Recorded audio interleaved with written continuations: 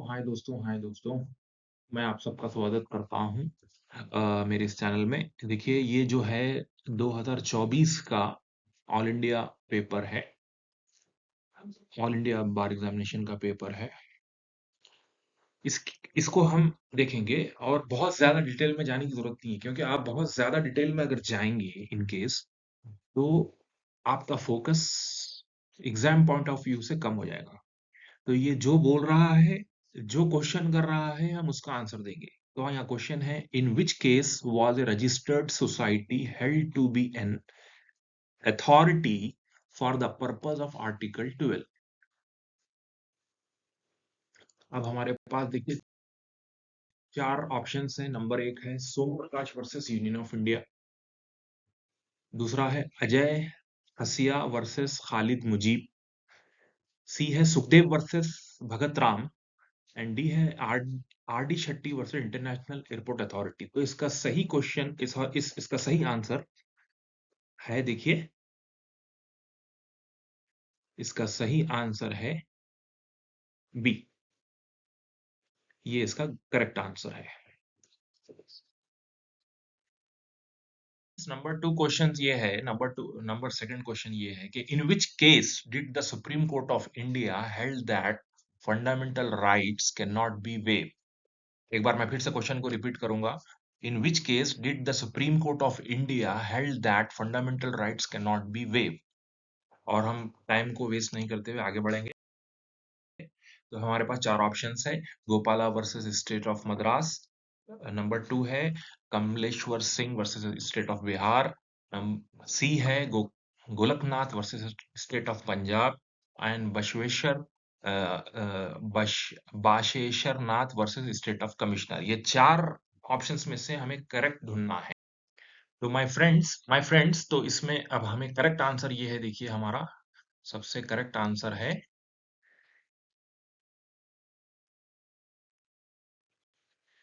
ये हमारा है Basheshwar Nath versus IT commissioner. By which constitutional amendment was clause 4B inserted into article 16? इसका correct answer है 81। इसका करेक्ट आंसर है 81। Which of the following statement is correct about 106th Constitutional Amendment Act? इसके अंदर चार स्टेटमेंट हैं, जिसमें से हमें करेक्ट स्टेटमेंट को चूज करना है। तो पहला स्टेटमेंट है, it introduce article 239A by which seats are reserved for women in legislative assembly of the national capital territory of Delhi. Second है, it introduces article 338 providing for the reservation of seats for women in the House of People. Third है, it also adds Article 334A, which states in that the census have been taken after the commencement of the said act.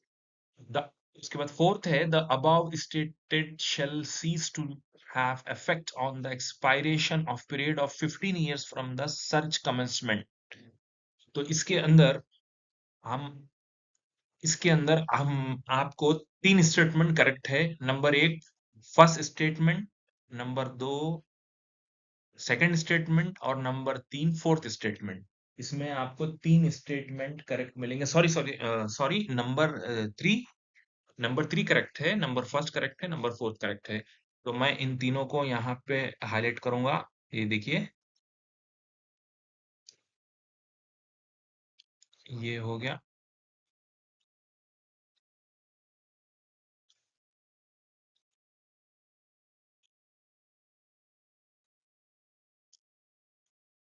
ये देखिए, कुछ कुछ काम की वजह से ये हो गया नंबर तीन, ये हो गया एक नंबर चार, ये हो गया नंबर चार। तो ये देखिए, नंबर एक, नंबर तीन, नंबर चार, ये तीन स्टेटमेंट करेक्ट है, बाकी का स्टेटमेंट करेक्ट नहीं है। अब ये जो स्टेटमेंट करेक्ट है, इसके लिए आपको बहुत लेंथी पढ़ना पड़ेगा। तो सिर्फ मैं एग्जाम पॉइंट ऑफ व्यू से आपको ये बता रहा हूँ कि ये इसका करेक्ट आंसर है। बस आप इस पे रिसर्च कर सकते हैं अगर आप चाहते हैं तो, मगर ये प्रीवियस ईयर का क्वेश्चन पेपर है, उसको लेके मैं आपको बता रहा हूँ। थैंक्स। हाय फ्रेंड्स, ये देखिए फिफ्थ वन क्वेश्चन है इसके अंदर, the parliament enacts the fair housing act 2024। एक और बार रिपीट कर रहा हूं मैं, the parliament enacts the fair housing act 2024 which includes the following provisions। तो इसमें तीन प्रोविजंस है। नंबर एक है section 3 prohibits discrimination in renting और selling house based on the religion, caste और जेंडर। सेकंड है section 6 impose a penalty of rupees 10,000 for discrimination. Number 3, section 10 makes it mandatory for landlords to disclose the religion background of all tenants in the previous 10 years। तो अब इसके अंदर हम देखिए एक चीज हम पढ़ेंगे इसके नीचे, a citizen challenges section 10 arguing that it violates the right to privacy under Article 21 of the Indian Constitution. The Supreme Court declares Section 10 is unconstitutional but upholds the other provisions of the law। ये जो section जो provision number 3 है ये unconstitutional है कि आप किसी की भी पर्सनल डिटेल, किसी की भी प्राइवेसी को किसी थर्ड पार्टी के सामने आप डिस्क्लोज नहीं कर सकते। मगर सेक्शन 3 और 6 जो है वो करेक्ट है। अगर आप डिस्क्रिमिनेशन करेंगे तो आप पे 10,000 का पेनाल्टी लगेगी, और आप किसी को भी रोक नहीं सकते धर्म की बिना पे, कास्ट की बिना पे या जेंडर की बिना पे कि आप किराए से नहीं देंगे घर, या जो है बेचेंगे नहीं। तो आप ऐसा नहीं कर सकते। अगर वैसा करेंगे, impose A penalty of ₹10,000 on the discrimination. तो इसके बाद आइए नेक्स्ट है, देखिए इस कि अब ये जो क्वेश्चन है, ये क्वेश्चन बहुत बड़ा है डिस्कशन में, मगर it's like a peanut butter, it's like a peanut, बिल्कुल छोटा सा इसका आंसर है कि ये है डॉक्ट्रिन ऑफ सेवरेबिलिटी। यानी जो गलत है, यानी कानून बनाया गया, जो कानून डॉक्ट्रिन ऑफ सेवरेबिलिटी के अंडर से फिल्टर होके निकल गया, उसको कानून को, वो प्रोविजंस को अपहोल्ड किया जाएगा, वैसे ही रखा जाएगा। जो वायलेशन करेगा फंडामेंटल राइट का, जो फंडामेंटल राइट का वायलेशन करेगा, उसको उसको जो है अनकॉन्स्टिट्यूशनल करार दिया जाएगा। तो यहाँ पे करेक्ट आंसर है, यहाँ पे principle of the doctrine of severability लगेगा। ये देखिए प्रिंसिपल प्रिंसिपल ये है इसका करेक्ट आंसर। ये जिसको मैं काट रहा हूं ये है आपका करेक्ट आंसर। तो ज्यादा डिटेल में जाने की जरूरत नहीं है मेरे दोस्तों, क्योंकि एग्जाम पॉइंट ऑफ व्यू से लॉ का सब्जेक्ट बहुत ही लेंथी, बहुत ही वास्ट होता है। आप किसी एक पर्टिकुलर टॉपिक को लेके 2-2 घंटे अगर बैठ जाएंगे तो आप सिलेबस को कंप्लीट नहीं कर पाएंगे।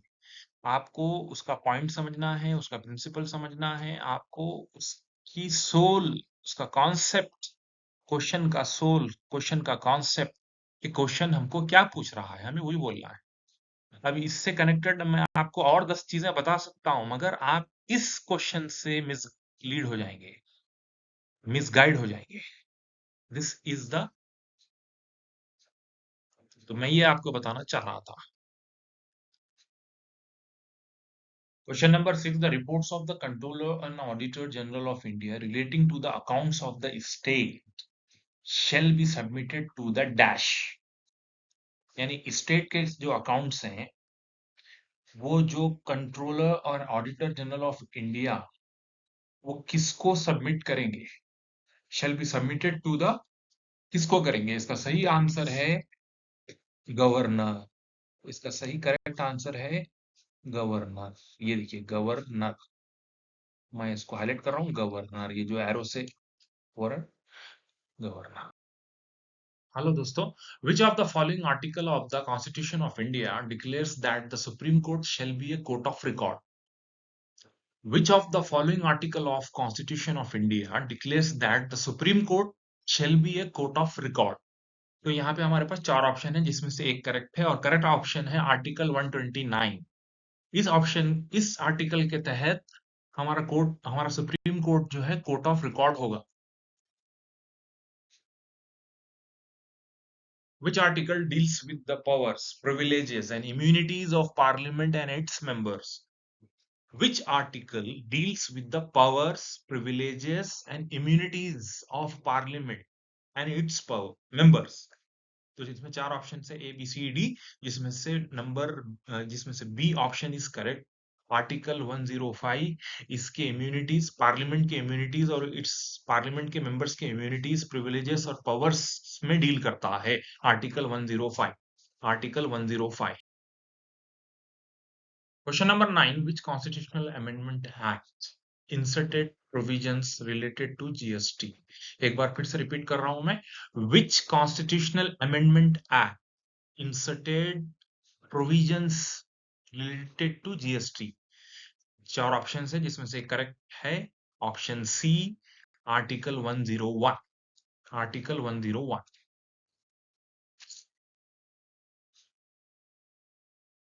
Question number 10. Who can initiate impeachment proceedings against the President of India? I repeat the question again. Question number 10. Who can initiate impeachment proceedings against the President of India? तो मैं आपको एक बात यहाँ पे ये बताना चाहता हूँ कि प्रेसिडेंट्स का जब भी जिक्र आ जाएगा या प्रेसिडेंट को अपने पद से हटाने की बात जब भी होगी तो वहां पे इम्पीचमेंट का ही लफ्ज इस्तेमाल होगा। ये पर्टिकुलर प्रेसिडेंट से ताल्लुक रखता है। रिमूवेबल या सस्पेंशन ये लफ्ज जो है प्रेसिडेंट के लिए यूज नहीं होंगे। इम्पीचमेंट, पर्टिकुलर इम्पीचमेंट प्रोसीडिंग्स का ही इस्तेमाल होगा। और इसका सही, इसमें चार ए बी सी डी चार ऑप्शन है जिसमें से ऑप्शन ए इज करेक्ट, इधर हाउस ऑफ पार्लियामेंट, इधर हाउस ऑफ पार्लियामेंट। आंसर है इधर हाउस ऑफ पार्लियामेंट।